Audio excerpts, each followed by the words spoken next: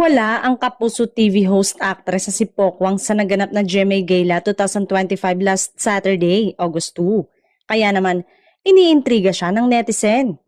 May mga nagtanong kung invited ba siya sa naturang event o talagang nagdesisyon siyang wag nang umaten dahil sa pagiging busy sa karir, pamilya at negosyo.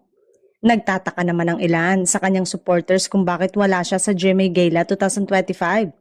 Isa siya sa mga pinaka-busy na Kapuso star ngayon. Meron siyang TikTok lock, Stars on the Floor, at nakasama rin siya sa seryeng Binibining Marikit ni Herlin Budol. Kasunod nito, nagpaliwanag nga si Pokwang kung bakit nowhere to be found siya sa GMA Gala this year. Aniya, mas pinili niyang tutukan ang kanyang food business kaysa dumalo sa naturang event. Hugot pa ng komedyana, mas ginusto niyang gamitin ang kanyang oras at energy sa mga kapaki-pakinabang na bagay kaysa gumastos at mapagod sa pagpunta sa mga pabonggahang showbiz event. Attend ka ng gala, gagastos ka, effort ka, tapos lalaiting ka pa ng tao. E di magluto na lang ng paninda, ang katwiran pa ni Pokwang.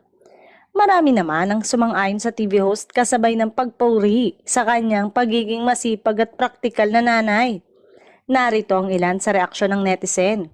Tama ka, kaya ako pag di-invited sa mga weddings imbis na malungkot. Sigh of relief talaga.